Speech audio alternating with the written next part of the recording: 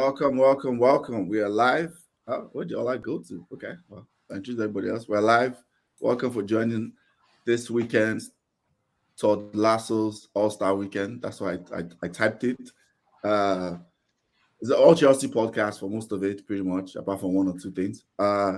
So that's why we have the full Chelsea's cast here.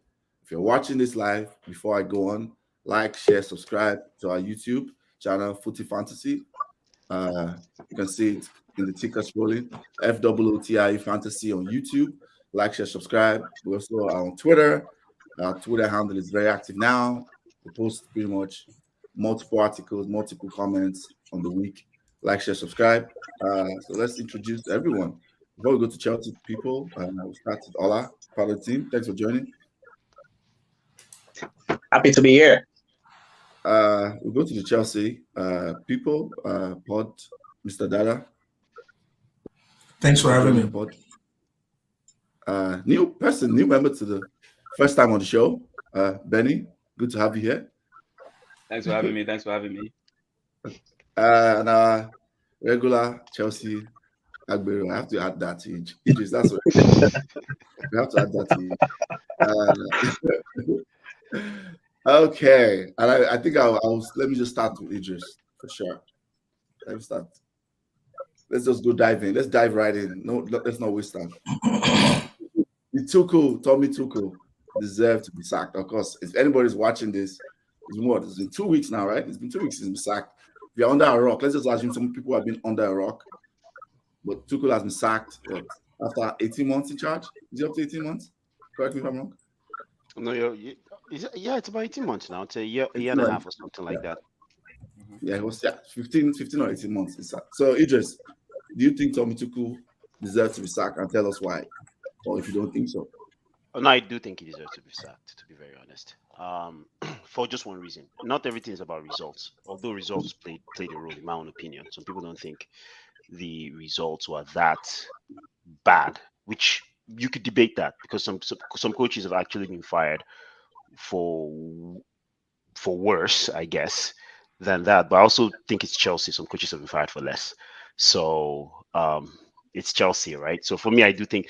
But my reason I believe he needed to be fired was pretty much personality, right? With the things we heard after he got fired, I mean, if you spend $4 billion, man, and you're promising to spend another like 250 million in successions, another probably 1 billion in another 3 years. You don't need somebody that gives you a headache. You don't need somebody you're not on the same page with. You don't need somebody you have to doubt their loyalty to you, especially when they're in charge of the assets you're acquiring. You don't need stupid leaks coming out saying like you wanted to play 10-10-1. Like you don't need all those kind of rubbish coming out. So it just tells you a lot. And to be very honest with you, Tuchel, this is not the first time we've heard this about Tuchel.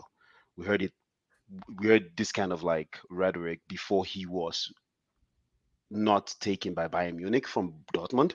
Because if you think about it, the so-called Farmers League, everybody graduates into Bayern Munich. Tuchel was one of the people they didn't want to touch. Right? There was a reason for it. In PSG, he had power. Although, yes, he butted heads with Leonardo, but yet still bungled that. He's a great tactician, no doubt, but he found a way to make Messi, Mbappe, Neymar, and I think Messi play very dull format of football. We just didn't want to make noise about it, to be very honest, because they got to the finals. But if you look at what PSG is playing now versus under Tuchel, although I won't say this coach in PSG right now is better than Tuchel, but it's very clear. Like there is, although a great tactician, it's not eye pleasing, and it's very regimented. You understand, and it can be predictable. That's the main key issue, predictable. So for me, based on what has come out, yes, he deserves to be fired because you cannot be the most powerful man. We're talking about contract extensions. Then overnight you're getting fired. You know what I mean? Like something went wrong somewhere. And I cannot just give him the excuse of Russia invaded Ukraine. His baby mama left him. It's raining yesterday. Like we can't just keep finding excuses for the guy. As far as I'm concerned, like he didn't want to be. And the reason I mentioned excuses was he did not want to be a technical director. So no, we don't. That's nah. Like that, those are my opinions for. It's more personality than it is even results at this point. Okay, good point. Zaza says, especially when he's mismanaging assets, how True. many offensive players have improved? Oh, That to Tuchel piggyback off that, and I'll hand over to my brothers here to speak on it. When majority of your offensive players are saying they want to leave, and they're also not saying that they're not angry at the coach. They're not fight. There's no fight. They're just saying the system doesn't work for me. Okay. That's a very sick. And you know what I mean. The system doesn't work for me. I need to go. That's a problem, man. That's a problem. Okay, okay. Good points. Good points. I like straight to it. Benny, what are your thoughts about this? I think we have to figure out which perspective we're looking at it from. Are we looking at it from the perspective of a fan or as perspective of the runners of Chelsea? I have to do a call. So for from the perspective of the owners, people running Chelsea, yeah, the guy should be fired because obviously they're not on the same page. But from a fan or a third party looking in, we have to put things in perspective. When the whole Ukraine thing started, and all the sanctions came through, that guy was top notch with the way he managed everything. Yes. The fact that we were able to get top four with everything going down to where they couldn't even fly, and there's some things like all those things, and the fact that we were able to make top four was just nothing short of his genius, really. The fact that he was able to set up that defense well to not concede as much, I think that was as a masterstroke. That shows the kind of coach he is. He's elite, right? Now, from that perspective, then you get and just look from the outside looking in, there he gets good scores. Now you have an American owner who, let's be honest, knows jack nothing about football, doesn't know much about football. And let's be honest, when we had that 4-4-3, whatever, a lot of us were like, you know what? I can see that dude suggesting 4-4-3. Yeah, like granted it was a mistake. Yes, obviously came back. Oh wait, no, that's like should be 4-4-2. Yeah. But I can absolutely in my mind see that guy saying yes 4-4-3. I can absolutely see that mistake happening. You fire the main the sports code the main scout. You fire Buck. What was it, Bruce? Yeah, I Bruce forget his Buck. name. Bruce Buck. You fire Marina. Now, granted, Marina is the Roman apologist or whatever, but you take those two out, and Peter Cech leaves, and then you, not knowing much about the game, show up and say, "Oh, I think I'll be sporting director." Then you put so much burden on Tuchel as some kind of consultant, and that guy couldn't focus on coaching. Preseason was horrible the whole time because dude was there trying to say, "Hey, let's buy this guy, let's buy that guy," but he wasn't the one making the deals. And we had Mr. Todd, Walmart Todd, as I like to call him, showing up to business deals in Walmart gear. Now, I mean, obviously money is fine and everything, but the way you represented matters. I mean, Roman, and now I'm not trying to say Roman was the best and greatest ever, but imagine you're a soccer player trying to find a club to play for. And the owner of this club invites you to his multi-million-dollar yacht just to come and chill and have dinner to talk. But so this guy that just shows up in a hoodie with a Manila folder, just showing you, hey, let's talk about what you can bring here. I know with the American accent, which is not trustworthy in the soccer world, let's be honest. Talking to you about what he can sell to you or anything. No wonder we lost. He went to a meeting with Barcelona, and afterwards we lost 3 targets to Barcelona because those guys ate him up for what he was, just a rookie. That's it. That's the God honest truth. He's a rookie, and this guy is here playing football manager now. Like I said, from the owner's standpoint, it is money. He can do whatever. That's his own wahala. But as a fan and from the outside looking in, you have to be honest and say that Tuchel was given too much responsibility, more than he was used to back then. When Peter Cech left, he had this whole thing where he just came out and just talked. He had a diatribe, complained about why Cech left and everything. You can tell that he trusted those guys to help him scout players. And we started going at the end, paying $80 million for Cucurella. $80 million for Cucurella. Spending that much for Fofana, even though we had like top targets who I believe I'm certain the other more experienced people would have somehow gotten. I remember we lost Rudiger, we lost certain players, like key players in the previous whatever. So it was very crucial that we got like even very capable players this time around. The only plus I give them was Koulibaly. I will still overpay for Koulibaly self. Overpay for Koulibaly, overpay for Fofana, overpay for Cucurella.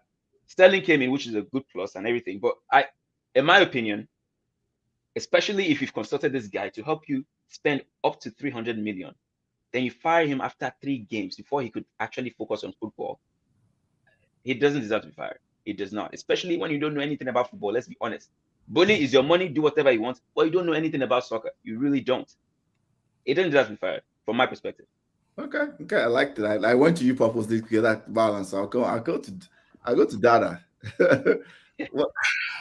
what are your Man, thoughts? it took me a lot to not interject, but I'm just gonna take your point one at a time, right? So first of all, Benny, if you've ever bought a house, and Iron knows me, I like analogy. If you've ever bought a house, right, do you tell the owners, please come and help me decorate my house that I just bought from you?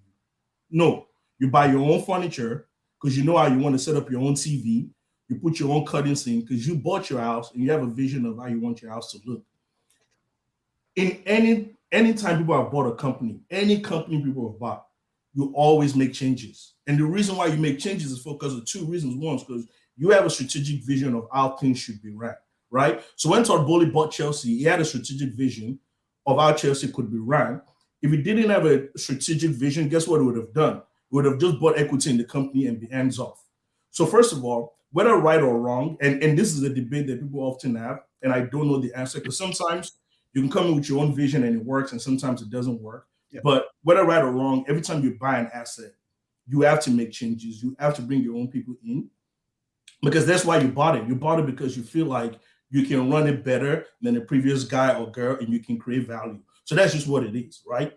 So all those guys that left, Czech and all that, they had to leave because Todd is going to come in and say, hey, look, guys, I like to have meetings at 5 p.m. every Friday with your eyes wide open, or no one should be eating pizza on Tuesday.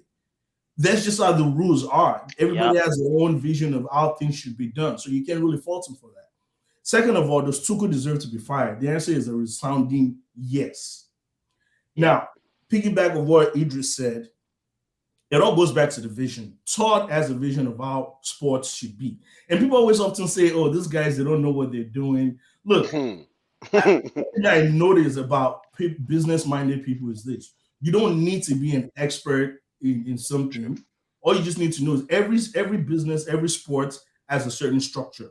Marketing, buying players, selling tickets, connecting with fans. It doesn't matter what the sport is. Those foundations are the same, whether it's cricket in India, whether it's polo in England or soccer. It's all the same foundation. It's the same pillar. It's the same.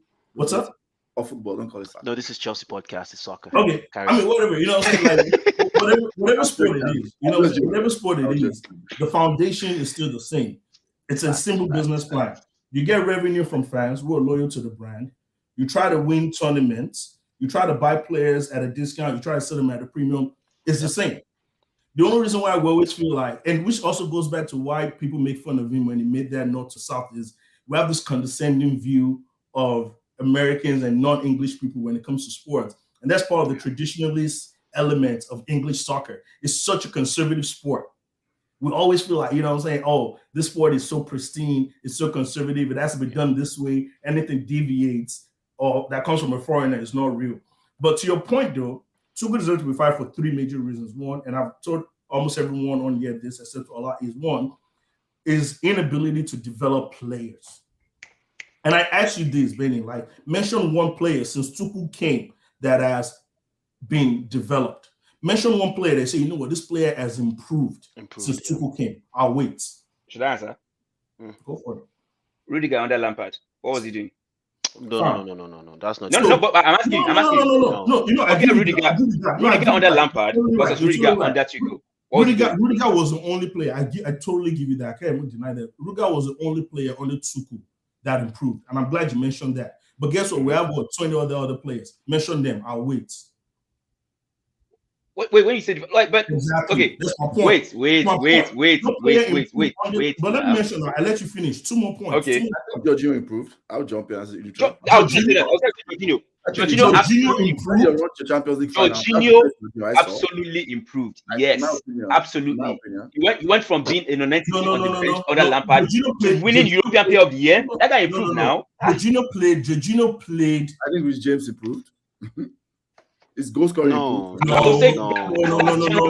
Yes. No. If I may, Rich James was on a trajectory even under. He was already on. Yeah. was on a trajectory. Was Wait. already. So you don't give him credit for continuing on that trajectory. You don't give Tuchel credit for him continuing on that.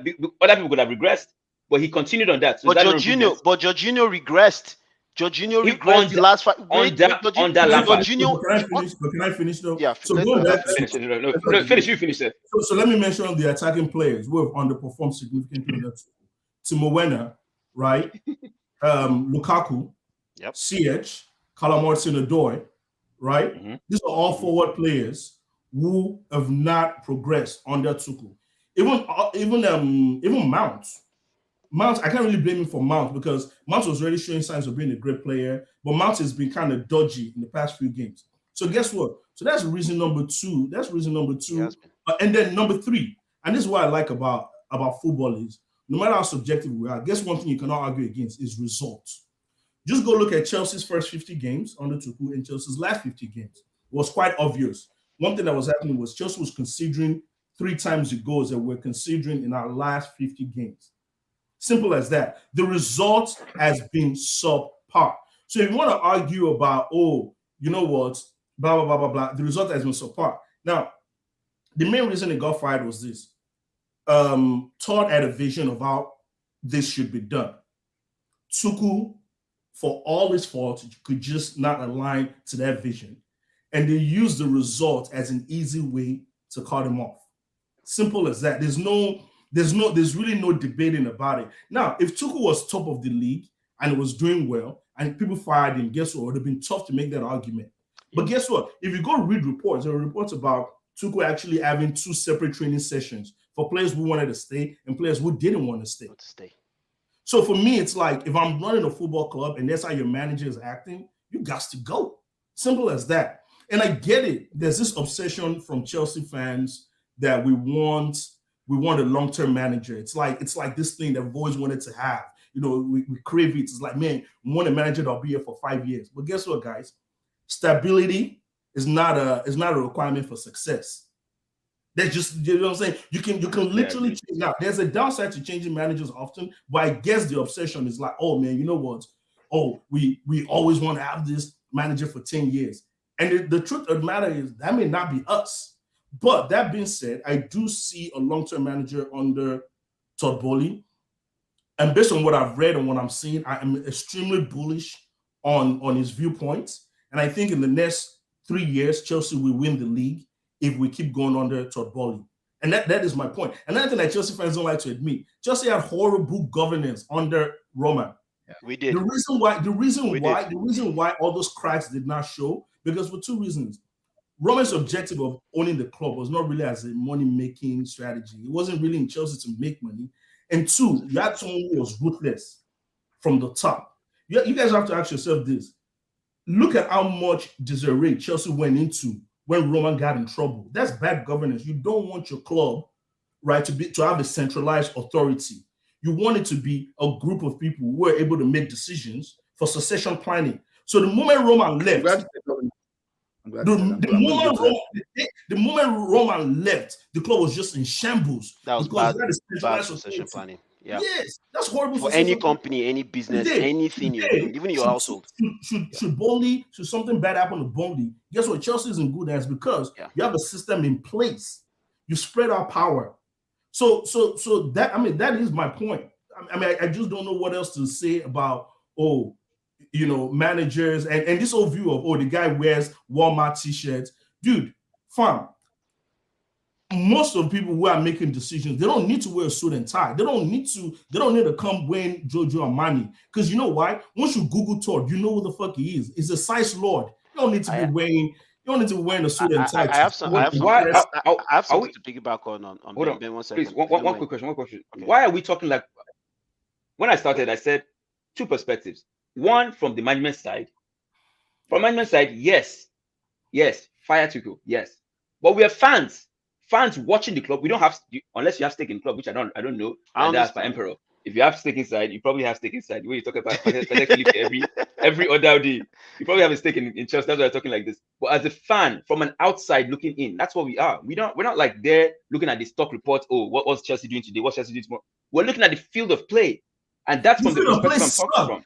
The field of play but sucked. Ben, Okay, and you talk about the last Field 50. of play. Wait, you talk about the last 50 games. Wait, Field of take play. that. Field of play. Let me ask you one question. Out of all the games Chelsea has played this season, what game did you finish watching? You're like, that was good. Though. What game? Tottenham. Chelsea Tottenham. Did you watch that game? One game out of 8. But we had it. Every Chelsea game has felt like Wait a now. top But final. wait. No. That game was like somebody died. Though. It's not the same game that they scored 80 minutes, 90 minutes at Tottenham. No. That game was. No. Let's give it to him. Our performance was good. It was yes. Was good. Every other game sucked. We were still buying players during that period too. That shows you how crazy the market, the transfer market was. We were still worried about. Preseason was horrible. We didn't know who we were buying. That's what I'm talking about. All the dysfunction that he caused by firing those guys and everything. You had to give this guy time to settle. Players need to gel. Sorry, can I If say they don't something? gel, There's a correction on that. There's a too. misconception. Yeah, Sorry, there's a misconception. Yeah. A lot of folks think they bought those players for Tuchel. Let me tell you one very honest truth. If you read in between the lines, let me tell you one very honest truth. I think it's to bind those players before Tuchel. No. Let me tell you something that's interesting is the day, and maybe I'm just giving this guy way too much credit. The day that guy bidded on Chelsea, he knew he was going to fire Tuchel. Let me just say that one. Let me just say that one. But is this? Sorry, no, I think you are giving too much credit. I'm going to say that. Is it a feeling? I tell you what. Let me tell you my theory. Sorry. Okay, the theory. Okay, go ahead. Let me just say my theory. My theory is this: and maybe once again, maybe the guy maybe is a size lord, and I'm giving him too much credit. Correct. I'm going to go there. You have a bias for that. You're giving him way too much credit. Way too much. Let Dada make his point because I want. So here's my theory, right? Yeah. You're about to come into an organization, right? You're like, okay, I'm about to buy this thing. The first thing you do is you do due diligence on everybody. Like, these people. You now go to Tuchel. You now say, okay, what issue? Because at the end of the day, football is a very small world.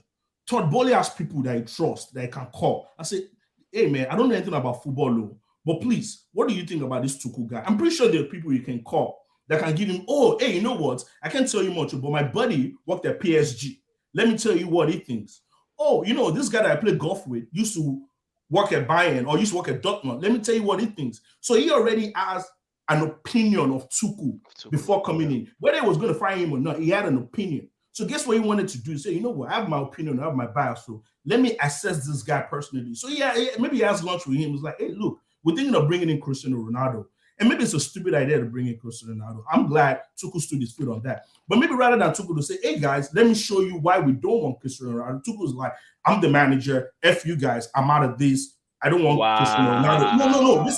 I'm not saying this is what happened. Okay, maybe. Okay. It's a theory. Right? So Todd probably goes back and say, so this is that abrasiveness he's talking about. Oh, this guy doesn't know how to work with people. Okay, that's fine. Hey, can you sit down? We want to bring in Aubameyang. And it's like, okay, I really want Aubameyang, get it done in 2 seconds. But Todd is like, hey, can you give me an assessment of data-driven reasons why we need him? And it's like, I don't have time for this. I have to go do tactics. So guess what? My point is this. Tuchel was already in the hole based on his previous behavior. Behaviors in different places. It was a mountain for him to climb in order for him to impress Todd Bowley. So Todd Bowley is like, you know what? I would only keep you if you are top of the league.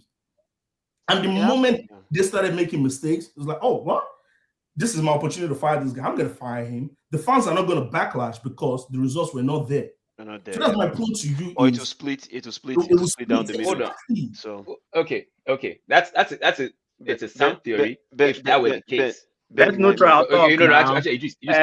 Let us chime in too. We cannot just be watching your mouth. The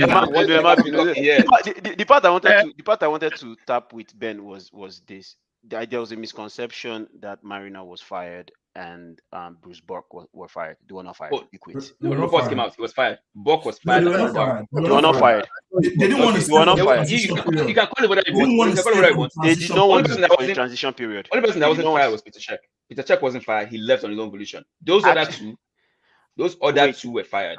Whatever they call it, they were fired. The Athletic reported that they were fired. That's what they reported. They were fired. What are you talking about? They are fired. Marina was fired. And Bruce Bork was fired. Peter Cech left on his own volition. Those two were fired. Neat. Let's because look, I think we give him way too much credit for what we're saying here.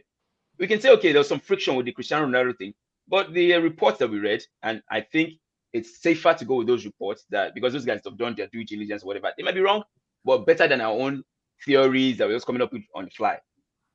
The report said that, okay, when the Ronaldo thing came up, obviously I could see why Todd Boehly want Ronaldo. Like, it's big name, big money, big everything. Makes sense. Makes perfect business sense. Bring him in, get that money quickly. It's going to bring in a lot of fans and all that. But yes, Christian said he didn't want him because he would ruin his own what's it called? Dressing room. And I agree. He ruined his own dressing room. And I agree with that. I'm sure you agree with that too. Yes. But obviously, I think almost all Chelsea fans did. Yeah, exactly. Boehly has the money, so he can make a decision based on that. Like, this guy is butting heads with me because he's having to in our group, Ayo, very few guys were going to agree with that Ronaldo signing. The biggest fear, we all agreed. You're always calling me out, though. Remember, you called me out for a year. I wanted Ronaldo. I won't lie. I said very few. I didn't say a lot. And the only reason Chelsea fans were worried about Ronaldo was dressing room situation. In United, he's at home. That's his village. You can do as you please in your village. In Chelsea, it will be chaotic. We are a very chaotic club. Now, the other thing I wanted to add on that whole Ronaldo saga or situation was you have to give Todd Boehly credit for actually holding his guns and saying, okay, if you don't want the guy, you don't want the guy. But what are the stats, as Dada was saying, for not wanting this guy? Again, you cannot, your personality cannot just, and I keep saying it. I was making the joke about using Tuchel as a prayer point, as a point in life as a lesson point. You cannot be this guy that all of a sudden the king dies or the queen dies. You are the next heir apparent. Everything is what you dreamed of, and you found the way to fumble the ball. Because Tuchel does not know how to manage up. Thank you. That's the word. He can't manage up. He can't manage up. He can't manage up. So at that moment, then at that moment, I don't know if you also saw like reports where he had spoken to Chalobah. He had spoken to Chalobah and family. He had spoken to Hudson-Odoi and family that you can go. But me, I don't know why this guy doesn't want you. But stats prove that you should stay. There were reports, whether rumors or stuff, talking to these kids that he wasn't going to let any Tuchel. No, that's Todd Boehly. Part of the list of players Tuchel wanted to sell were these same young players that Todd didn't understand. Not Chalobah. Yes. Chalobah. What's reported on one at the Mirror, and I know the Mirror is garbage, but wait now. This was quoted as I know it's garbage, but as quoted as I don't know why he doesn't want you, but we have plans for you. That had been the theme to young players that were going on loan. Ampadu, all these guys. So it's an Ampadu, yes. Yeah, like all these guys, like there was something they were seeing that even if we're going to go crazy, bully and buy players, the guy that is supposed to close for us, Tuchel. Players might like, let's be honest, Lampard, everybody like, I came because I want to play for this manager. I came because this guy spoke to me. I came, this kind of thing. If your guy that is not seeing your vision, he's not helping you close deals, and you are spending money, even if you have an American accent that believe Harlem Globetrotters are going to play Champions League next year, no matter how dumb you are, and you are bringing your ace to come and help you close deal. And you know what I mean? I've worked as a pre-sales solutions architect. My job is to close for the guy that brings in the lead. You understand? Make everybody manage up is what that said. If they're eating my lunch in public, Sorry, a broke club. And even a broke club is sitting my lunch, and you are sitting out there telling me I don't want to be a technical advisor. I was going to say, like, how often have you guys heard things like, "Oh, the manager called me, that's why I came." Like, you see, I agree. I agree with that. The manager called me. So before I used to think that thing was BS. I keep it's not BS. So I was not doing more research. Apparently, what happens with a lot of players is some players are actually starting to do this. They hire a third-party analyst to analyze teams for them to see, hey, how like if I will fit in. Yes, I didn't know Kai Havertz did that. Sterling did that. Dybala did that. Yes, for analysts to say, hey, how I fit into this team. So apparently, when they are not on the fence, the manager will now call them and say, okay, I understand this what this analyst is saying, no, but let me guarantee you that here's what they are missing. So oftentimes, managers do step in with this transfer thing, because I used to think it was purely transactional. It wasn't. No. So managers will step in and say, hey, even though the analyst said you will do better coming in from this right wing goal, let me tell you that I'm bringing in this player and you guys can do X, Y, Z. They'll be like, oh, okay. The player will not be like, so what's your plan for set pieces? Oh, here's what I'm going to do. They'll be like, okay, cool. You know what? I'll put that into consideration. You're right. You're right. Because, and you know, I'm glad that I said this thing, because this was one of the things when, as much as we know Lukaku was a shithead for the way he handled whoever was advising him, the press, the whatever, I could not get over the fact we spent 90 million on a guy that banged a bunch of goals in a different league, Farmers League or not, right? Comes in, and one key thing he said in that interview that went over all of us' head was, I had a conversation with this guy about how we're going to play. It's not looking like how we talked, and I'm really trying. And it's not my strongest suit. And then the manager says after that, when things were hot, we are not building around one player. Fine. If I hired, he did say it. He did say it. Yeah. Well, I'm just saying, But that's $90 million, 90 million euros or whatever it is, that's put us in the hole. And then a player we've lost, and then playing into the stereotype of that is a graveyard for strikers. Fam, there was nothing Tuchel did that was going to help Bayern. 30 minutes. No more Chelsea. Sorry, there's nothing Tuchel did that could 2 seconds. talent. All right, 2 seconds. I beg. Remember, Lukaku was not our first choice. First of all, Lukaku was not our first choice. We've landed on that player by whatever. And before that interview, he was doing well. He was banging in goals. He was a high goal scorer at that point. Then he went and did one stupid interview, then ruined his own psyche by himself. That was his own fault. That guy used his own hand to do himself. Let's be honest. He's a player that thrives off of emotional acceptance, like emotional whatever. The way everybody said it, every manager said it. No. Lukaku specifically. Emotional acceptance now. You don't get emotions. Yes, but I'm saying Lukaku's performance is directly tied to how he thinks. So how about Timo? How about Havertz? Timo was even with that. Those guys, even when they were. How about Tammy Abraham that banked 15 goals? To flip the guy. Compare Lukaku to those guys. I can guarantee you the way the team dropped off after that backlash. Those other guys were still at least decent. Lukaku dropped off like. I disagree. I think. Look at the stats. Look at the stats. Yeah. I disagree. I think he proved the point to that guy that like I'll play how I want to play, and we don't play around the player. And he's on loan now. All right, Okay, Mr. Moderator. Please, sorry guys. The answer is yes. Only on the caveat for Ben's side. Ben said no. Look at that 4-3 could be better. That's what I said, dude. I'm actually sure he said it. If it was a mistake, I know he said it. I remember Lukaku making runs in behind and team playing sideways. I know that was true. That was doing challenge. Every small team will pointing down like this. What of this? That was not going anywhere. But that was true though. Ola, go ahead. Let's say I'm sure Ayo will testify to this. We did our our top 6 predictions. Yeah. We did it, I think, maybe the week before, and I had put there. I said this season is going to spiral out of Tuchel's control. Like it won't last more than you could just see it coming. You could see it coming, and it's not because he's a bad manager, but that guy, he rubs people up the wrong way. You can just check his past history.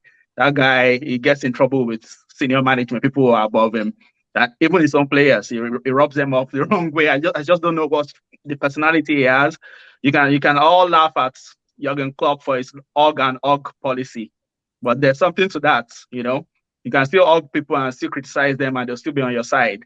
Maybe Tuchel should just learn a bit of organ management, because that guy rubs people up the wrong way. He does. He needs a good personality. There's some things good personality can get you out of. That guy, he rubs people up the wrong way. I could just see it coming. Man managing though. He's a decent man manager. He's an okay man manager. I don't think he's any worse. That's not his strongest point. Yeah. Yes. It's not one of his strongest suits at all. And when your players, like you guys were saying, like he starts dividing training. So you're putting some players in one particular section, like, oh, you guys are not good enough, and then it's training the other guys. That's not good management. Your owner is going to beg other players not to go, saying just exactly. So for me, it's not a bad manager. In answer to the question, by Chelsea standards, yeah, he was going to be fired. Honestly, he was going to be fired. I could see it coming because we even have to change our predictions and just rewrite that part. That Tuchel is even gone now because it was just around the time we were making the prediction. I was talking about Tuchel, and then the next thing he was fired, and that's how it is. You could see it coming, and I think he deserved more credit. I know you're saying maybe players didn't improve. I always see that as when people say, "Oh, okay, the bad things are because of this guy, but the good things are not because of that guy." I always have an issue with that. I Exactly. always have an issue with that. It's either okay, you're giving some credit when the time is good, and when it's bad, give him all the criticism. But you can't have it both ways and say, "Oh, well, he didn't improve that guy, but then all the bad things was because of him." I don't know. I don't really subscribe to that kind of notion. I try to be a bit more balanced. But the main issue was like Dada said, the results were not good, and the performances were not really good either. That's a big issue. When the performances are not good, then that's a big problem because sometimes you I'm might be sorry you unlucky guys with have the to results. watch Chelsea play. I'm so if ask Ayo. There were days I messaged Ayo and said, "Are you watching a Chelsea game?" He said yes, and I told him, I said, "Bro, I'm sorry. I'm sorry we are doing this to you. I'm sorry you are watching this horrible." Satanic football. We're taking everything. It was just haram on football, I'm man. so sorry. Haram football. isolated. Like The fam, story like, now, the there was a story Chelsea leading up to game No, I it that. was wasn't. watching. I remember when we did the first week's podcast, and it was specifically Chelsea, and we were doing. I think Ola, you were there. Now we're doing prediction of, and I was predicting certain things. They say, "Oh, here comes the toxic Chelsea fan, always looking at things from the wrong side." I said, "You guys are not watching the games that we have been watching. We know there's a problem. We look good from the outside. We can see there was a problem." Dada said something. I was out in the morning playing just in the pastures playing whatever, and I wasn't watching the game, and I could see the text messages we had, and everyone was like saying literally the same thing. And that I remember that we had a conversation. You said if we took our screenshot of our conversations that week, Tuchel got fired, and the last month Lampard got fired. It was literally identical words we were using. It was almost identical. We could see it was like everybody's seeing the problem. So at what point I'm going to jump in now because I think Go in, sir. I Yeah. want to finish this segment and go to Potter because time is we're at what point now you said two different managers, right? One less experienced, one very experienced, Yes. right? And now you said the same thing. At what point do you now say, "Oh, is it that these players are just the player profiling was just not good enough?" Because this is two different managers, and you are saying you are complaining of the same thing, but now you are saying it's another manager again now. So what happens? This is a hypothetical question. I'm not saying you don't have to answer it. I'm just leaving my thoughts out there. What happens? You come end of like this season, you're having the same problems with the same players under Potter now. At what point are you now going to say, "Oh, maybe the profiling of a player versus, oh, it's just the manager's fault," right? Because I think sometimes as fans, there are sometimes you need to understand the difference between player profiling, what a player is stronger at versus what a player can improve on, right? Because there's a big difference, but there's always a gap between that. We always think every player should be able to do this because a midfielder should be able to dribble. No, what if he's not a dribbler? Like, what are we talking about? Maybe that's I believe in what you just said, Ayo. Yeah. So I think there's a player characteristics, problem with Chelsea, right? So Tuchel, I'm going to break it down in my opinion. Let's narrow back on Tuchel. I'll break it out to two sides, right? The tactical side, we talked about most of it. I think the things that, let me start with things he did well, right? I think setting Chelsea up to be the best defensive team over the first 50 games, it's not an easy thing. Defensive coaching is a very hard thing. I think people it's not an easy thing. Chelsea were the best defensive team in Europe for 50 games, and they won the European Champions League. Whether people want to say it was luck, like some of my friends were saying, Man. was At all. a fluke. I was like, all the stats. There's an element, but all the stars don't agree that it was a fluke, that Champions League. All the stars said wasn't. were the best team in Europe when they won that. But this Real Madrid win, all the stars didn't agree Real Madrid were doing. But when Real Madrid won, all I heard was Don Carlo. I'm like, Tactical genius. Yeah, exactly. So it's very interesting how like opinions can change based on so that's the one thing there. The other thing I think he was able to do well was the ability to like bring players quickly on side, right? Because Lampard had lost the players, right? A lot of players were during those first 50 games. So I think he did very well in that. Now, the other things I think he did not do well, and I know I told you to that, was the development of attacking players. That was a big problem. Chelsea attacking players didn't develop. Even midfielders. In my opinion. No, midfielders, yes, but not attacking. In my opinion, I think the thing that is not talked about enough is the fact that the whole back three and this was a temporary thing that Tuchel came in. It was a temporary thing, but it feels like when he landed that temporary thing, he now just went a different direction. That was not his plan initially. Bro, the temporary team want him the Champions League. I Correct. understand. Now, Like, I understand. what I'm going to play going forward, and almost Yeah, I his understand. recruitment plan was now based on that. I think that was a big problem for Tuchel. I think the last thing is also style. Yeah. I think style. Yeah. When I look at it, it's Yeah. Tuchel that I remember, right? Because Dortmund is my second team, right? I watched him under Dortmund, getting pressing, high press, quick. When you go to Expansive football. I know why you have to adjust in PSG. PSG is PSG. You have Neymar and Mbappe. I mean, you don't have a choice. You have to. You're going to get run out of the club if you don't adjust, right? That you literally have no choice. So they had to do that. And to answer the talk about Gautier kind of has a free reign now, right? He has a new director of football to work with. That was key. New players also, and now PSG are kind of like the owner, the president has seen that this is the problem. It's not just about coaches. You have to promote young players through the ranks. Yeah, Gautier has a different approach now. I think that was another problem, was that fact that I don't think he had a clear style of play of what he wanted to do when he came in. He won Champions League playing the whole back three possession football, and all of a sudden. But he also banked on experience. He banked on experience, because when he came in, and I know why Ben will say J5 improved. When he came in, he shored up the team. I remembered in our toxic group chat, we were like, Coach Wesabi, Lampard was just opening leg. And I wanted to understand, like, what was the difference? Like, I understand 4-3-3 can be caught under counter, but I wanted to understand. Pep broke it even further and said, if you look at the back threes, the distance between the back three, the midfield, and the way Chelsea moves, there was no space. So they made sure there was no space for creativity. Brilliant. Somewhere along the line, we got figured out. Yeah, and you have to adapt, right? So but he didn't adapt. That was my issue. Tactically. So on the other side of things, I think the other thing I'll talk about is what everybody has talked about: management, whether it's managing up or managing down, right? Yeah. Tuchel has an abrasive personality, like everybody has said, 100%. I do think, though, this is probably unpopular. I think a lot of it is unfortunate, and I'll say the reason why I say this, right?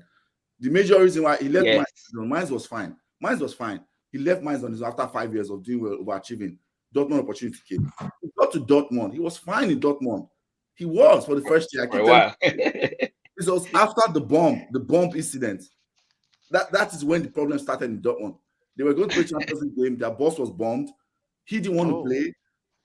UEFA said, talk to the director of football of Dortmund, and without consulting Tuchel, agreed for the game. He said you are playing.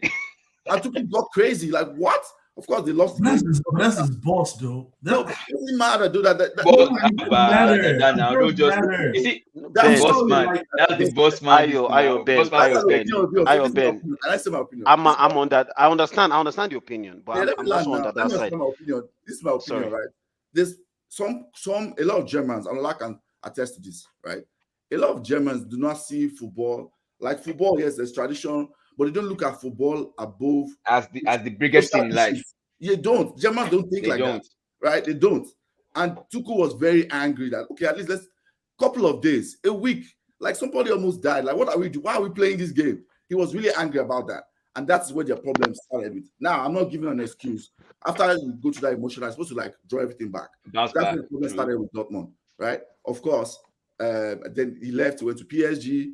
PSG is PSG. I mean, PSG. Nobody. Everyone pray for PSG. I mean, I can't. I don't. I have no conversation with that because PSG is PSG. So when I say it's unfortunate, the part I know that it's not unfortunate is how he handles players. He had a problem in Mainz. He had it in Dortmund. I think he had it in Milan.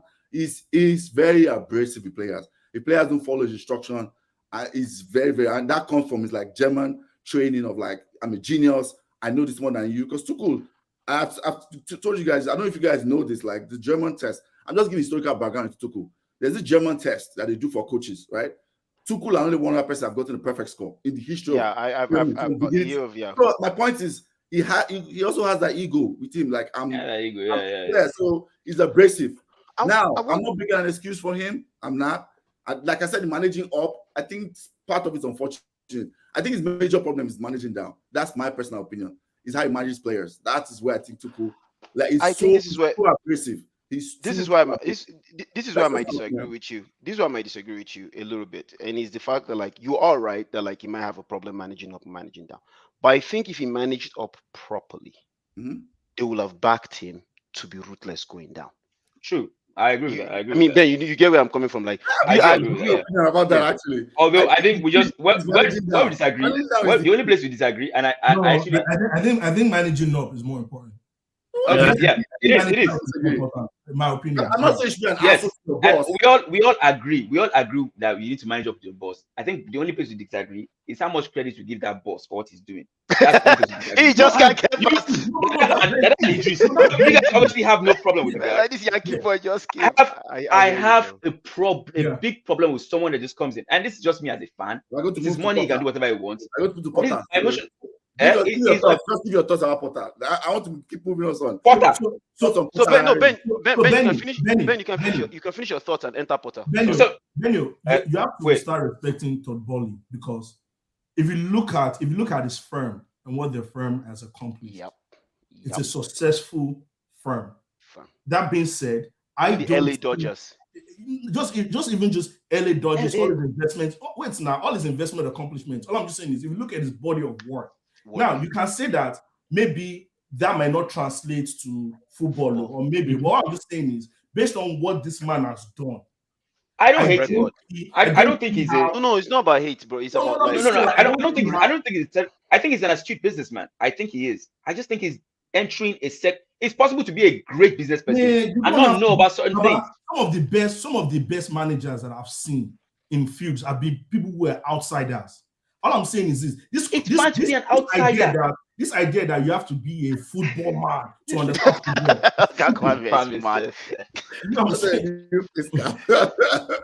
But you don't have to be a footballer to manage it well. But how do you appoint yourself sporting director? Interim. Regardless, but the decisions that he made, you know who we're hiring? You know who we're hiring as sporting director now? You know who we're hiring as sporting director? This guy from Salzburg. Yeah, Salzburg. Yeah.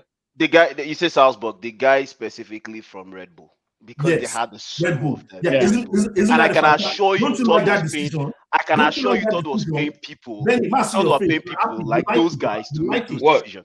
You like that? You like the decision of? I'm saying he has made. No, that's fine. That's a good decision. Why did he sign it? But he has made so many changes before getting to that right decision. That's why I'm like mad. Before that changes, Tuchel is one of the best coaches out there. Let's be honest. One of the best coaches out there. Guess what? So it's Antonio Conte, and nobody's jumping on it. And they got Harry Potter. What is Harry Potter coming to do? Okay, Benny. On Potter, look, Potter has done well. He did well in Brighton. Yeah. Yes. But Brighton has no pressure. Just do not get relegated. That's the expectation right there. Always underdogs, and that underdog, whatever, it helps. It fuels you sometimes. You have no expectation. Just stay mid, whatever. Stay in the Premier League. Do not get relegated. Stay in have a decent form or whatever, and you'll be fine. But Chelsea is a whole nother ball game. This guy has never been to. Can he even spell UCL? Can he spell Champions League? He's never been there. He just did there the first one for the first time ever, and now he's supposed to lead a big team like Chelsea into top 4 or possibly the league. And this guy wants to stay with for the long run. Has he ever dealt with this pressure? Look, I want to be wrong. As a Chelsea fan, I want to be wrong. But it doesn't look like this guy's going to last. It doesn't look like if he lasts, I agree with you. Like that's the tradition that we keep. We fire people down. Yeah, exactly. If it doesn't work out, they're gonna fire him. That's the thing. That's the thing. We fired Tuchel. They fired Tuchel because he didn't agree with this thing. If this guy agrees with them but still sucks at his job, he will be there for a long time. This is an American. He will be there for a long time, and we will chop breakfast for a long time. Let's be honest. He's speaking about emotional intelligence, and the guy is there clapping at every little move. Yes, encouraging them. Thumbs up. We will chop breakfast well. Watch it. Sorry, I was just going to say, I totally agree with you. Okay, there's an element of the unknown, uncertain about Potter. We don't know. Like he's not been at this level before, right?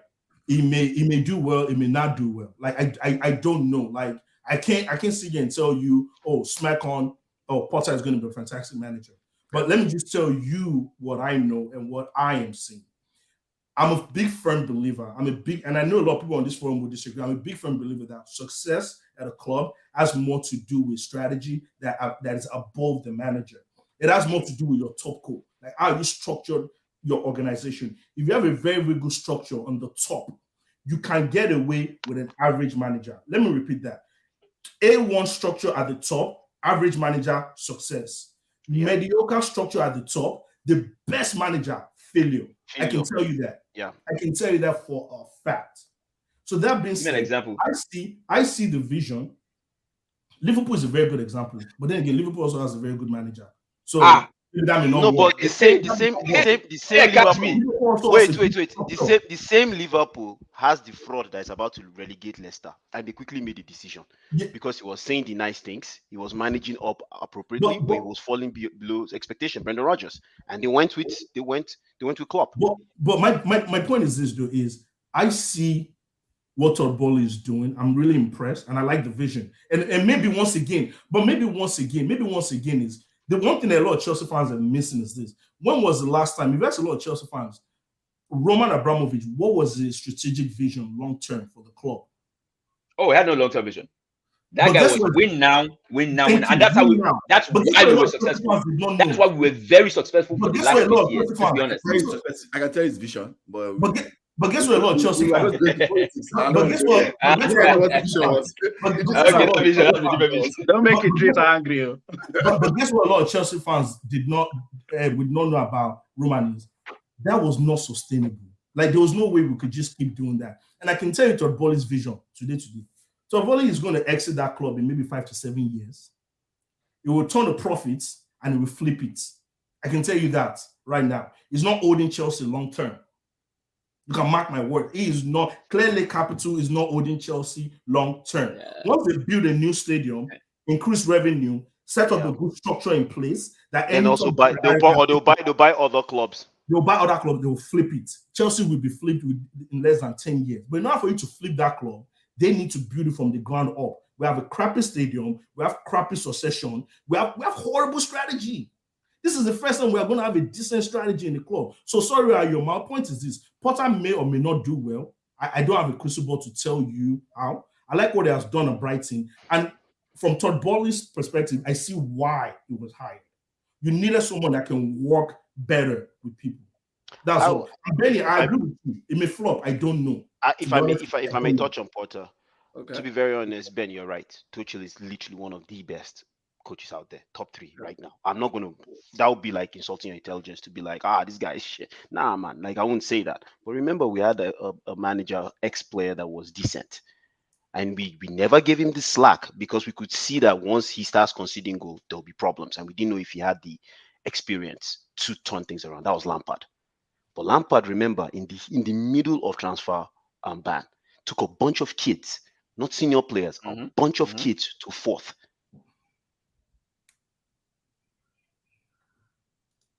I don't freeze you. I was like, what happened? I was like, wait, is he waiting for us to talk? There was that comment there. Yeah. Are you going to read that comment about not 20 years? Yeah. Okay, what do you mean, romance? I said it.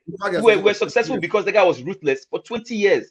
Very successful. I think that's a strategy. That might not be a strategy you like, but it's a strategy. It's not sustainable. And it worked. But it's a strategy that's worked. Can I tell you why it worked? Can I tell you why it worked, please? In the first 10 years of those 20 years, how many clubs were truly competing? How much money was in the league? When Chelsea won the league, we didn't need to spend a lot of money to win the league. Now, the competitive landscape has changed. There are now new clubs with capital, with strategy, with ability to execute. Right. And this is why Chelsea has not won a league in the last 5 years, because the competitive landscape has changed. So, yes. More money. More money. And more money has come in. Smarter people. Yeah. More money than Chelsea had. It was more money. City's money was too much. It's not just too much money. It's not just money. Let me tell you, it's not just money. People have gotten smarter. Yeah. People have organized. I've realized that, man, not for you to do this. So here's how you do it. So yes, if we were so ruthless, how come we've not won a league in 5 years? Because we have people like City that are like doing very well, doing the right thing. But their money helps now. It's the money.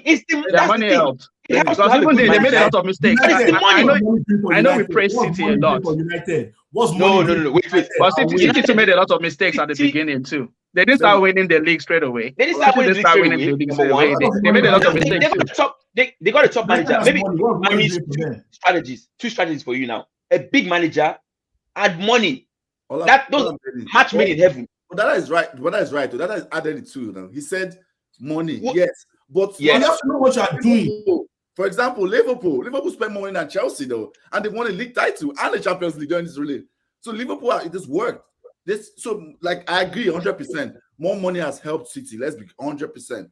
But guess what? They added smart people to the money too. And people forget that eventually they did. Eventually they did. Everything spending. Everything has been outspending for the last 5 years. Where are they? Correct. Yeah, smart people helps, of course. You can't be spending money stupidly. Yeah. That's what are your thoughts, Potter? Let's go. For Potter, smart appointment. I'll miss Tuchel anyway because man, that guy, we got 2 trophies out of him last season, and it would have been good to have him going forward so he can keep donating trophies to Liverpool. It's a pity he's gone now, unfortunately. Potter gives us problems. He's one of the managers that Klopp finds difficult to beat. Potter, he is even when we beat them, he always gives us a tough game. I'm not happy he's going to Chelsea, to be honest. I think he's going to do well there.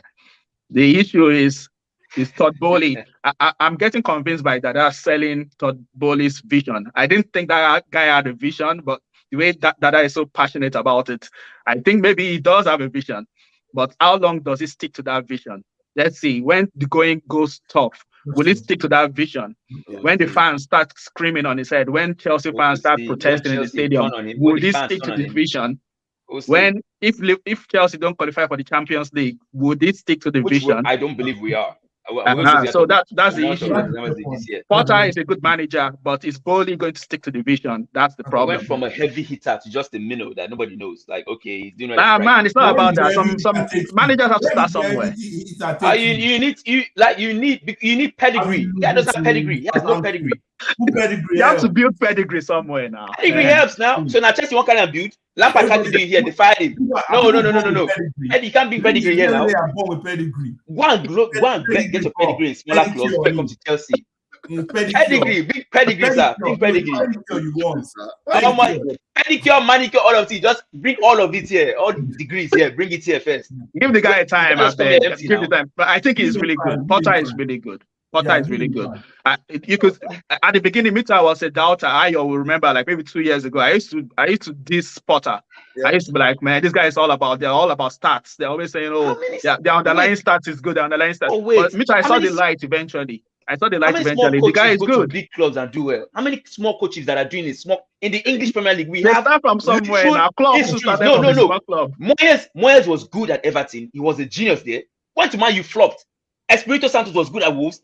Went to Tottenham, flopped. All these guys, these small guys go to big clubs, they flopped there. What? When do you get? When do you find it okay? You gotta start somewhere, man. So wait. Okay, you know what? Let's watch him. Let's watch him. Okay, we're all here. We're all here.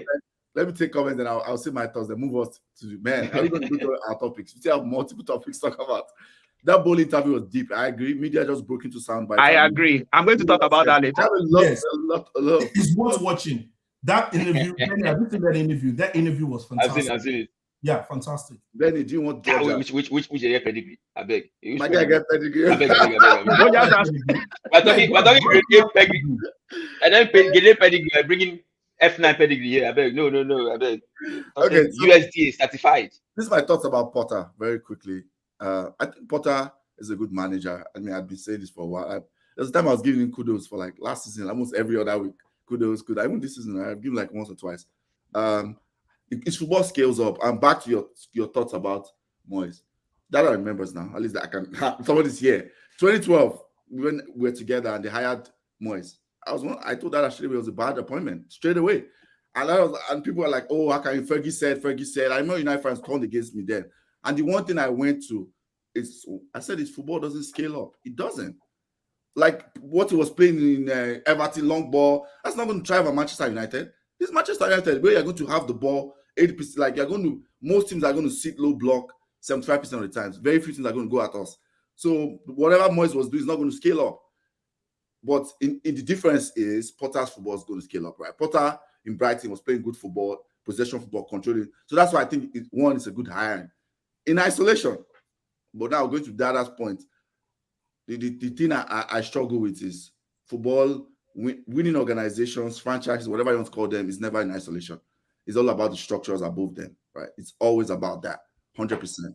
The questions I would like to know over that a year, 2 years will answer it. Like Ola said, is what is Todd's like? Is Todd going to be patient if Chelsea don't make top 4? Is he going to be patient? Is Todd who signed these players this season? I need someone to answer that question. Who signed it? Because now that Tuchel is fired, there's one rumors coming out that it was Todd signings, but I remember combination of both. Combination of both. Okay, so again, that's I think some of the players, yes, maybe. So it goes back to football and structure and everything and puzzle. So you've signed a bunch of players, you bought a new manager. Yes, they play the same style of football, technically, kind of possession. They're possession heavy players, managers. So what if his players don't work now? Come and he says, "Oh, I want another 200 million." Different type of players. Because the problem people think is that spending money. It's not just spending money. The problem is undoing the transfers you've done. Like, what if Potter transfers next season? Is Todd going to buy that vision, or is going to say, "Oh, she got to fire you and bring somebody else"?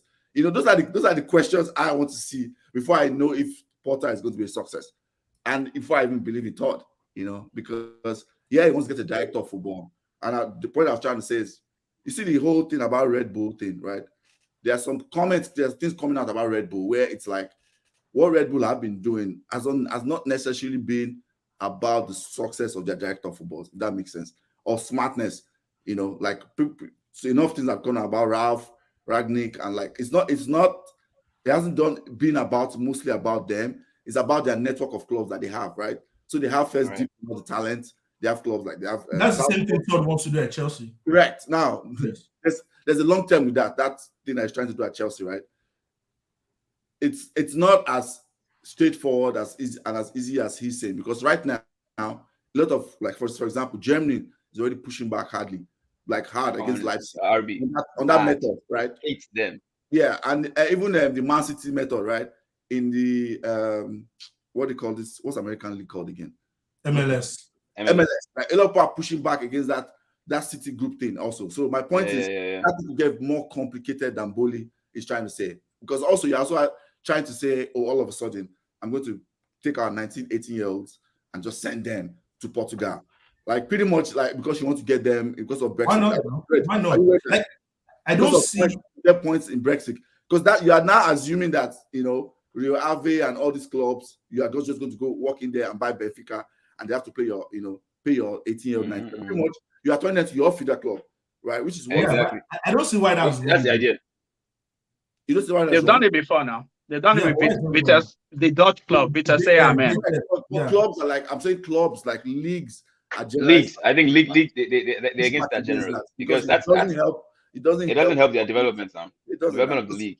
When you know that all of a sudden, like, these half big of your league players can just leave. I just do feeder teams. Then they leave. You know, you have your league is shit again. Like, pardon my French. Yeah, that makes sense. So that's part I want to talk about. So my thoughts on Potter is, I think Potter in isolation is a good hire. We thought Boli be patient enough when the struggles are back. I think he will. That's the part I don't know, because Chelsea fans are going to turn, right? We can say this now. If Chelsea comes sixth end of season, right, don't win anything, next season Chelsea starts and Chelsea shaky. Again. Let's be serious. That's the thing. All of you that saying this, he'll be fine. I think Todd will be okay with not winning whatever yet. He can for a while. He'll play the long game. He's going to play the long game, I think. I was going to say, Todd Bowley's ability to stick to the long-term vision is not indicative of keeping Potter. You can fire Potter and still stick to your long-term vision. But I think the way the strategy works is this: the manager is just like any other player, any other instrument within the overarching vision. So you have this vision in place, right? And the manager can be plugged in and plugged out. I don't think that. That's not realistic. He said that he wants ability. He wants that for managers to play. And he said he's come out and said that no one will ever reward underperformance though. Like, that's not like you having a stable structure and you having long-term vision doesn't mean you should reward. It depends. All right, then it depends on your definition of what underperformance is. What is underperformance in this case? Yeah. What do you think Todd Bowley's definition of underperformance is? I think on the very minimum, every year with the investment that Chelsea has made, on the minimum, Chelsea should be qualifying for Champions League. Is that He your? said it. Is that what He you're said thinking, it. or is that what Bully is thinking? Bully No, said it. so- I don't think that Benny. He said that he expects Yeah. Chelsea to. Yes, He and talked- the reason being is this: football has been structured in such a way right now that not qualifying for Champions League has a Is huge financially, Yes, financially that a club like bad. Chelsea can't just stand for. So I mean, we can move to All-Star game, and All-Star game. I'll actually tell you guys my own view on this, Okay. if I may. Yeah, First of go all, All-Star game, horrible idea from Todd Boehly, horrible idea. But I will tell you guys one thing that I noticed about English football, and I have to say this: like, I'm not English. I don't live in England. I don't know, the symbolism of, I mean, right now I'm seeing on ABC, you people are crying about your queen. It's a very conservative society rooted in culture and conservatism and tradition. Right. Sports in America is not like that. Sports in America is designed for marketing. It's a money-making system. Tradition is secondary. So let's just start there. So oftentimes when foreigners come into England, they're like, dude, you can be doing X, Y, Z to make more money. Why are you not doing it? But then English people have to remind them, look, profits is a derivative of the sport. It's not the primary reason why we exist. So I think that's one of the disconnects when American owners or foreign owners go into the system is they just don't get that. But here's the problem that England and football is starting to face in Europe is we're not getting to the point where we need to generate more profits, right? In as much as we want to adhere to tradition, in as much as, man, we love this tradition, we love our culture, we need to generate more profits because we have all these record signings. Clubs are demanding, sign this player for X million, do this, do that. So there's this mismatch between, hey, we're romanticizing, oh, I love the football of 1930s or 1920s, where me and my grandpa that worked at the steel mill went to go and watch this player. Those days are long gone. Those days are long gone. So I think one thing that English football is going to struggle with going forward is how do you manage tradition, culture with hyper-capitalism, right? So that's just one thing. Now, second of all, Todd Boehly's point is like, look, there's a revenue gap. There are a lot of ways we need to be making revenue. How can we do it? North versus South. The reason why North versus South will not work in the UK is because of logistical reasons. And second of all, MLS games, those superstar games in United States, they charge a lot of money for tickets. I think on average it's like $300, $400. Yeah. Unfortunately, in England, you can't do that. Like, it's not, first of all, Europe, y'all boys are broke. So you can't be charging $400 for tickets when people are trying to pay for electricity bill. So that's just not how the society functions. But that being said, I do think, though, the reason why people are shutting down this idea, give for example, if someone wants to suggest Community Shield today, FA Cup winner, they'll say, you can't do that, but we do it. So I think, one, if a non-American had made that suggestion, but came from a revenue perspective, would have been more receptive. But as Benny said, the fact that he had an American accent, no matter what he had to say, people were going to shut it down, right? People were going to shut it down because they're like, you're foreigner, what do you know? But the truth is this, English football, we need to start monetizing the league a lot more. And how we do that, whether it's Super League or All-Star game, we need to find a way to generate more revenue, especially if we look at tier 2, tier 3, and some of this lower tier football. They need that money to help them to develop. So in summary, I feel like there's a gap between, making money and tradition. And Todd Boehly's idea is stupid, not because it's not a great idea, but it's because logistically it's not going to work. And culturally, it's not going to work. So that's just my take on it. Yeah. Well, for me, first of all, I have an issue with the way social media works nowadays. And I think Zaza also said it in the comments tonight. They clipped a bit of what that guy said, and then they made it go viral. And that's the problem with social media nowadays. And that's a good thing and the bad thing, because we are here for enjoyment, entertainment. We want to laugh. They clipped that part and they didn't provide the context of what Todd Boehly was saying. I decided to go and watch most of the interview. I decided to see what the context was. Me too, I laughed. At the beginning, I laughed. I saw the clip. I was like, look at this stupid man. What was he talking about? But then I just said, okay, let me even see what context he was talking about. And for me, there are two sides to it. Number one, Dada mentioned one thing there. He was talking about filtering down revenue to the lower leagues. Mm-hmm. That's an important point, because the disparity in England, especially between Premier League Championship, what's the earnings? It's too wide. So there needs to be money filtering down. So that's one of the reasons it was saying, okay, why don't we have this all-star game? Let's try to generate some money and filter it down. Now, for me, the issue with capitalism is usually when they're saying these kind of things, they're not saying it because they really want to filter down money. They're thinking of getting more money into their own pockets.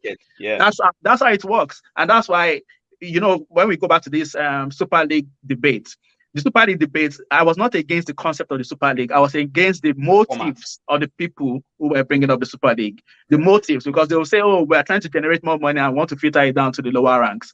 That's where I'm skeptical. I'm skeptical of things like that. So when Todd Bowley is bringing up that idea of saying, "Oh, we want to do this kind of game so we can make more money and filter it down," I understand the principle, but is his motive genuine? So that's why the motive might not be real, because it's all about let's load our own pockets. Because like we are saying, if he's going to be there for like 10 years, he wants to turn over as much money as he can before he can flip it and just leave. So that's where I have the issue. I'm not against the issue of him dreaming up ideas. Like you guys have said, it's basically because he's American. Straight away, they'll dismiss anything he's saying. But there was some sense in what he was saying all through. If you watch the whole video, the guy was coming up with, okay, he made some mistakes. He said, okay, Salah and De Bruyne were made in Chelsea Academy. It was a mistake. But next thing, everybody jumped on that. They clipped that, sent it viral. Oh, it says Salah and De Bruyne were Chelsea. Well, people are just missing the main point of what he was trying to say. He's a businessman. These people are not fools. These people, they know how to generate money. They are not fools. So if people want to just jump on the bandwagon and say, oh, this guy is just an idiot talking nonsense, I mean, they are missing the point. It's true that there's disparity between revenue generation in Premier League and the Championship. There has to be a way to filter money down. But just for me, his motives genuine? His motives really, really about, okay, let's make grassroots football real. Because that's what people were saying when they talk about Super League. That's why I was kicking against Super League. I was like, this Florentino Perez, you guys are saying, oh, this guy is going to save football. Florentino Perez was not thinking about saving football, man. That guy is thinking of how to generate money for Madrid so that they'll be the top guns. That's why I was kicking against it. Not against the principle of the league, but against the motives of the people, suggesting those kind of things. For me, Bowley, I just feel he has gotten the wrong end of the stick, because people have just jumped in on him. Gary Neville, for example, Gary Neville is going to be one of the donkeys of the week for me, and I'll tell you why. Because Gary Neville just jumped on this straight away and said, "Oh, look at all these American owners. We should be managed out. How they're coming into our game. They're spoiling our game." Just jumped on it straight away and started tagging American owners. You know why? Let's be honest. If Bowley comes out there and says stuff like that, then he's opening himself up to that kind of reaction now. Like, we already know, if you know the business and whatever you say, sound bites will come out. So first of all, let's side notes first. That somebody that said De Bruyne and Salah was coming from our academy. Do you really believe he didn't say 4-4-3? Do you really believe that? Because he might not know. He might have made a mistake. It's a mistake. Mistake or not, but I'm almost certain that 4-4-3 is facts. I'm almost certain he said that thing. Going back to the north as a south, whatever. Now, I do think that it's a novel idea. Football needs to evolve. It just needs to evolve. The formats and everything, it needs to evolve. Now, it's very hard because football fans are very conservative. Like, oh, this is what I like. This is what I like. This is what I'm used to. Is this, and it'll be this forever. I'm sure they were like that before they introduced offside. I'm sure they were like that before they introduced every other back pass. It's normal. A back pass rule. I'm sure it was like that. But obviously, the way he came out and said it, maybe he needed to talk to a little, like, does this make sense? This makes sense. How does rivalry work here? Is there too many games? How is this money flow down to the second team? Because everyone's looking at, look at this guy, he's just coming here to make more profit. And let's be honest, even though he said bottom league, like you said, Ola, is how that money will come to his own pocket. I'm sure the owners of the other big teams are looking at it like, okay, does this make sense? How does it come to my pocket? And exactly, that's my issue. We'll start seeing them flock to on that. Okay, maybe it's not such a bad idea.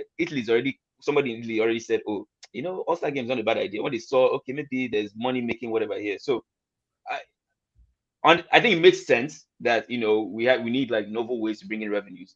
Yeah. But obviously, I do not trust the intent. Secondly, I think there's a lot of games already that already kind of feel that we have a system, like a merit here, like bottom three teams relegate, top 3 to 4 teams go to UCL. There's already a merit-based system where the top teams go up, whatever. Now you want to talk individual players and all that. I don't know. I feel like football is way too complicated for that. But then again, I'm open to new ideas. So I'm not gonna say no, but then again, I don't trust his intentions. Yeah, I would say two things. You people have covered everything. Like that's why this panel has been fantastic, in my opinion. Everything. The two things I would say in addition is what you kind of touched on, Ben, is like I feel like this any new suggestion that's adding more to the schedule of these players are already tired. That's tired. People don't know how tired they are until they come back after the World Cup. You should just be ready. Remember how they were playing? Was it after the pandemic? What time that they? Yeah, that they put Euros and everything like that. Injuries coming. Correct. When City just played 1-0 and won the league without a striker, that's what's going to happen. Like I'm saying, players are going to come back really tired after the World Cup. Really tired. This idea of all-star game, more games. I mean, come on now. That's the part I'm like, yeah, that logistic wise it's not fair on the players. It's just not. You know, it really isn't. No. Second part of it is, yeah, this is not actually. Apparently, I read into it. Was it yesterday? On the Athletic or whatever, like it's not a new idea. Somebody suggested in the 80s, some guy, and they like shut it down back in the 80s. This North and South thing. I also think it's not like of course, like that I said, like the guy he wants to flip now. So all that is just sound bites. You know, it's almost like the theory of I'm not liking him to like what Donald Trump was doing, but I'm saying you have yeah, like it's almost like deflection. Like this is where you are, you want to go. Let me leave a couple of sound bites that people are going to say, maybe it means well, he doesn't care about like EFL people championship. Or he cares about how he can get money. That's what the Glazers and but why is that bad though? Why is that bad? Like what's wrong with as a football fan? No. Like what's wrong with it's bad for a businessman? It's good. It's good for you. I'm saying, but for football in general, at least for me. But isn't that? But can't you do both? Sorry, genuine question, guys. Like, can't you? Like, why is it that generating revenue and having more money in the league shouldn't that coincide with also improving the football? Like those two things go hand in hand. It increases inflation. The fact that you are generating more revenue for star players. Football is eating itself. So when they think that okay, we're going to generate more money so we can pay more world-class players, the thing is the salaries will keep increasing. Transfer fees will keep increasing. It's a never-ending cycle. So the fact that I'm generating more money because I want to buy more world-class players, I want to provide this for my club. At the end of the day, it never stops. It never stops because if you are generating billions now, eventually you find that those billions are not enough. So you want to generate more billions. Where does it end? Yeah, I want to say, I don't think he cares. So maybe I didn't make my point clear. He doesn't care about the disparity in revenue. I don't think he cares. He doesn't. No. The fact that he doesn't. How does he care? My guys, wait.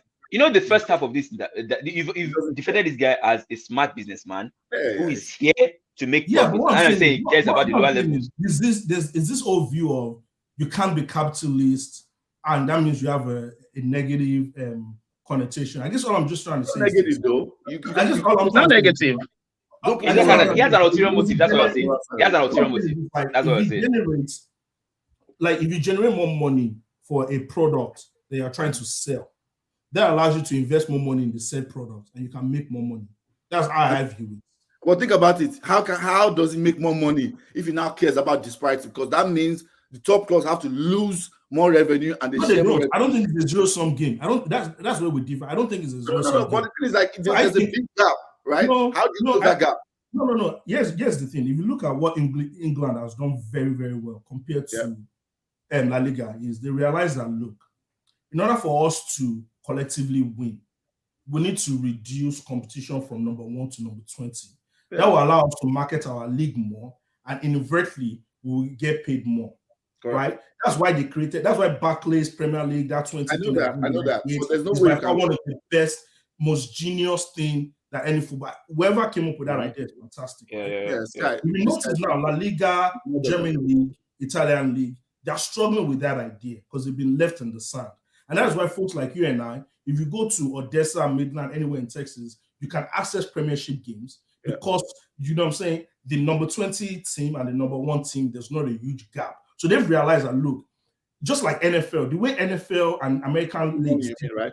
There's no huge gap in TV money, just TV money. Yes, in TV money. I was confused. Wait, what? What I'm saying is that if you look at NFL and all those things, the way they try to rectify that is by having a draft system where the last thing, because they realize that, look, now for us to keep this thing marketable and selling, no, you can't have a huge disparity between teams. You have to even the playing field. You have to even the playing field. So me here, playing devil's advocate, once again, I've said this from the beginning, I have a bias towards Todd because it's a size word. He's looking at this product and, man, if I want to keep pushing this product, how do I even the disparity and also help us market more? You get what I'm saying? So I think in my view, I think that's where he's coming from. I don't necessarily, ultimately, these guys, they are value driven. But I feel like the way he's approaching that value is not cynical. It's more of a look. In order for us to have something sustainable, so that we can market. Maybe in his mind, he's even thinking, look, if League 2 is good enough, we can have a Chelsea League 2 tour while we're under 18. You know, so he's thinking, how can I cash in? But I don't necessarily feel like, he's thinking, man, this will help me in the long run. That's just my view. I was thinking we can play preseason around the world like that. Not a bad. Yeah, why not? Why not? I think we just differ on that though. I personally don't agree because I just know like players are tired, man. But should I tell you why Ayo? Reason being is I think your view is coming from the Glazers. No, not just because of Glazers. Forget about the Glazers. I've done a lot of research with this. No, it's not that. I'm saying, but what about me now? So, for example, Liverpool owners are good. Like basically they're good. It's just that they're tight-fisted. They don't spend when we want them to spend. I'm just saying, Todd Bowley himself. I'm not even talking about like how he wants to run. I just honed in on that part of like. Let me be clear. The specific issue. I do not think he truly really cares because as a venture capitalist or whatever, he should not care about the disparity. He really shouldn't. Of course, it doesn't. That's the problem. That's what we're like. That's what I'm saying. What I'm saying is the fact that he's saying it. No, I'm taking one step. I'm saying that the fact that he's saying it means there's something in it for him. Oh yeah, that's what we're saying. That's what we're saying. I'm saying the same thing there. I said that's we're saying the same thing. I don't think that's a deflection. What I'm saying is like at the end of the day, I'm saying that he's saying it because at the end of the day, what I'm saying is like you can help the league and you can also make money at the same time. Those two things don't have to be at odds with each other. Correct. Yeah. But in this case, I don't think helping the league is high up there. I don't think it's high up there. It's none of us. Exactly. Yeah. That's not the point. But we're looking at fans now. Nobody's looking at an owner here. Do you own anything, Ayo? Do you own anything, Ola? Nobody owns anything here. We're looking at fans as football fans looking in. You've been talking like the whole time. You're talking like a manager, like you're managing the teams and everything. Like one of the owners. I don't understand. Fans, tell us right now if you have a stake in Chelsea. Tell us right now, so we know who to send our bills to. Come on, man. The whole time talking like a manager, like the management. No. So that I think Todd Bowley, there'll be more things to talk about him. So let's go top 6 predictions quickly. Let's go to Ben. Can we start bottom 3 first? Okay, do that. Relegation now. You give your relegation candidates. Relegation. Wait, who's going first? Benny, go. You're the newest person on this show. Go. You go. Okay. I'm going Wolves, Leicester, and Nottingham Forest. Oh, you think Bournemouth to survive? I think Bournemouth survive. Wow, that's a big call. Okay, I like that. I think Bournemouth will survive. You think Wolves will go down? I think Wolves will go down. I don't know. I just think they will go down. Even they bought one of my favorite strikers. I think they'll go down. I think. What was your last one? Leicester. You think Leicester will go down? Leicester have a lot of players. Okay, if they fire Rodgers, then no. The way it's going. Come on, we know it's going. This if they fire Rodgers, no. He's run out of character. If he doesn't, they don't have moral character again. I walk up. Rodgers going to go. It's kind of very obvious. He needs to go. Yeah. I don't say anything. Okay. Okay. So you start. Okay, let's go relegation. We'll come back to top 6. Who wants to go next? Ola, you want to go? And Nottingham Forest going down. I think. Like you can't buy it like 22 players and just come on. Well, when we are talking of lack of strategy, that is complete lack of strategy. Pick up game. 22 players, they're going down. I beg. Bournemouth, I think Bournemouth to go down. I think they're not strong enough in all departments. They have a new manager. I think they're having a new manager bounce at the moment, and that's going to wear off. Well, basically because that guy like their manager now was like assistant manager. I don't think they can sustain it, so they're going down. I I think Leicester might go down unless they address the issue of lack of motivation among the players. So this is not a lack of motivation from Rogers. Rogers is going to get fired. That guy is gone. It's the players themselves. The players themselves, they don't look up for it again. There are a few players that wanted to leave. They were not allowed to leave. So I think Leicester will go down because those players, you can see their body language, not just yesterday, all throughout the season, their body language, they're not fighting for each other. They're blaming each other on the pitch. I don't know. Does a new manager solve all that? I don't think so. I think they're going down this season. Oh, wow. That's a big call. Big call. Okay. Oh, Dada. so intersect on 2. Okay. Mine is Nottingham Forest, Everton, and Everton. Okay. Please let them go down. No. They can't go down. They can't go down. No way. I believe in Lampilo. Yeah, it doesn't. And he will be. You believe Lampard and what? You say you believe Lampard and what did you say? And he will be. Oh, he will be has become a different player this year. I don't understand. Ever since he got moved to midfield. He's found his level. Yeah. He's found his level. Everything is his level. It's his level. That's his level. As long as he plays well for Nigeria. I'm fine. Okay. So this is my thoughts. I think Bournemouth will probably be like 20. I think Nottingham Forest is going down 19th. The one I'm going to say is slightly controversial. Scratchy head. Scratchy head. It's slightly controversial, but I think Villa are going to go down.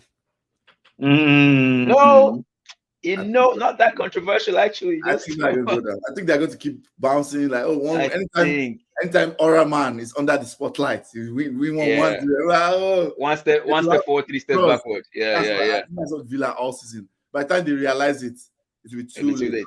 They're going to hold on to Lampard. Gerrard, because of this, Aura Man. Their midfield is their midfield I always look at. I'm like, for some reason, that midfield is not just working anymore. Like it worked when the first game. I always like to always look at midfield. My call would have been Everton before, but Everton strengthened their midfield now, and they kind of have this relation. They have this balance of hard work and Iwobi, and most of their players also in that team. If I remember, they're not internationals too. That's one thing that Everton have going over Villa. Trust me, I looked at this thing yesterday when I was that's why I went to Villa because that's why I went to Villa because Villa players are going to play in the World Cup. So yeah, I think Villa going down. So which Villa players in midfield are playing World Cup? They have Jacob Ramsey. He's not going to the World Cup. They have McGinn, who is Scottish. He's not going to the World Cup. Okay. So I guess I take that. But Douglas is going to World Cup, right? Douglas, does he play regularly for Brazil? That guy will be chilling on the bench, man. He's not playing regularly. He's not going now. No, I see your point, though. I see your point. Villa are not very good. They're not very good. Gerrard is struggling there. But I don't think they're going down. We'll see. That's my controversial pick. Top 6. I need this one in order. Top 6. In order? Yes, I need the order, of course. That's the interesting part of this. City will win, for sure. That Haaland is an animal. Definitely changed my mind about strikers not working on that Pep. Oh my god. Haaland. City, Arsenal will come second, I think. Wow. Arsenal will come second. Then Tottenham, because they'll find a way to crash out of Europe. Conte doesn't like playing in Europe. He'll find a way to crash out of Europe and focus on it. And fourth, my mind says Man U, but my head is saying Liverpool because Liverpool will find a way to get back in it. Then I think I'm going to go with Liverpool in this case. Then fifth would be Man U. And sixth, I think, man, I want to say Chelsea because I'm a Chelsea fan, but Harry Potter, unless he's bringing true magic there, I don't know if he's going to do anything there. What? But the Chelsea squad?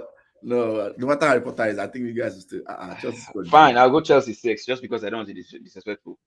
I was going to say Newcastle before, but Chelsea 6. I don't know if Dada can quickly give his okay. He said he cannot, so he's gone. Okay, cool.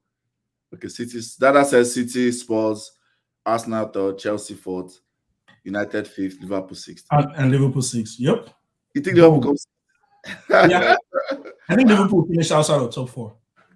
Okay. That's my bold prediction. Actually, to be very honest with y'all, my really, really bold prediction, but I'm just so scared to make it, is that Arsenal or Spurs would win the league. Spurs. Yeah. It's just I a like. different thing. But yeah, I They'll like be that. there. I like that. Just be different. I like They'll be that. there. They'll be there. Spurs.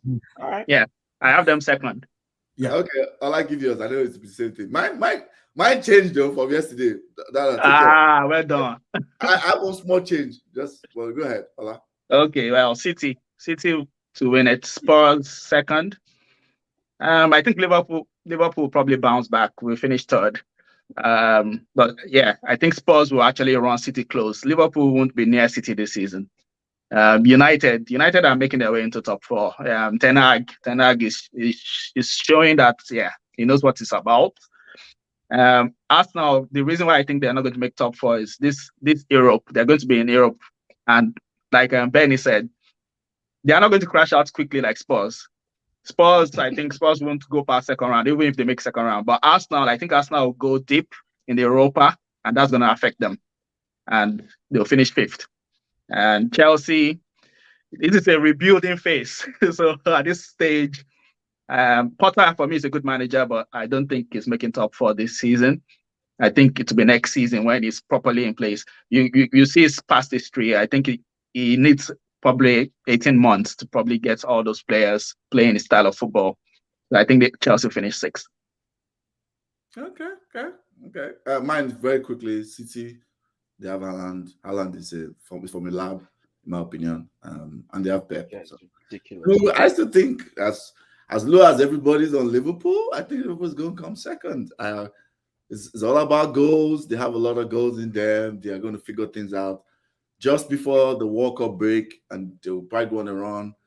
Yeah, I think they'll figure things out. They're not going to challenge City. I agree with that. City are going to win the league at the counter. I've said that already.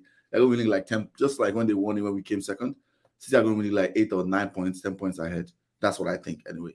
Liverpool will come second. I think Spurs are going to be very close to Liverpool. Very, very close. I just see Spurs as a team that is they will have just a lot more games. They will drop points because of their haram football. You know, they will. They play too much haram football. They'll have more than Liverpool. It will work mostly. Just declare it work mostly, but it will not work enough for them to surpass Liverpool. I think they will just fall just a little short, maybe 1 or 2 points away from Liverpool. I had United fourth. Yes, when we did our official predictions. But I keep thinking, when I keep seeing Arsenal, how comfortable they are. Because me, I like to be honest. I look at them, they make changes. Odegaard didn't play today. They look very good. The other, before when they played the games, the 3 games before today, they didn't have Partey. They still look good. They went against us, right? We sucker punch them mostly. They still look good. So I'm like, am I underrating this Arsenal team saying they're not going to make top 4? And I know that there's Europe, there's injuries, there's depth. I'm looking, I'm like, because then I'm comparing the challengers for that spot. It's only United, I think. Chelsea are going to drop off a little bit. And when I look at United, I'm like, I watch them, we don't have a striker. That thing is going to come out and bite us in the ass toward down the league. So I have moved Arsenal to 4th. And I think United will come 5th because I think Europe is going to affect us too. And we don't have a striker. If we buy a striker in January, this could change. We don't have a striker. I think that's going to come back and bite us in the behind. So that's it's 5th United, 6th Chelsea. I think Chelsea have a very good squad. Kante will come back. They'll be fine. They'll win a couple of games. Kante wants to leave. Kante wants to leave. Well, that's just money. It misses Tuchel. Ogakame says City first, Liverpool second, Spurs third, 4th Chelsea. Wow. 5th United, 6th Arsenal. So think, wow. Kwame is giving us credit like this 4th. Wow. Hey, it could happen. Let's wrap up the show. We've been going on for so long now. Kudos and Donkey of the week. Okay. 1 second. Let me pull that up. Okay. Kudos and Donkey of the week. It looks like Ola was ready with his own. You were talking about it. All right. Yeah. Well, kudos. Ethan Nwaneri, youngest Premier League player of all time. Came on today, 15 years old. I'm trying to remember what I was doing at age 15, man. I think I was still sitting down for my WAEC back home in Nigeria, trying to figure out chemical equations and things like that, and your man is stepping on a Premier League pitch at age 15. I think Ateta was trying to troll Bournemouth. Was trying to troll Brentford though, because I think they had some beef last year where your man it was. So I think that was part of the trolling. That okay, yeah, kick about with the boys. Yeah, okay, I'll put on a 15-year-old. Let's see. But kudos to him. 15 years old on the pitch in the Premier League game. Fair play. Second kudos, Liverpool women represented for Liverpool today, beat Chelsea, the defending champions in the WSL. Our first game back in the top flight, and we beat Chelsea, the defending champions. Liverpool women, they're keeping up a tradition of keeping Chelsea where they should be under the fits. Relax, calm down, be coming down. Yes.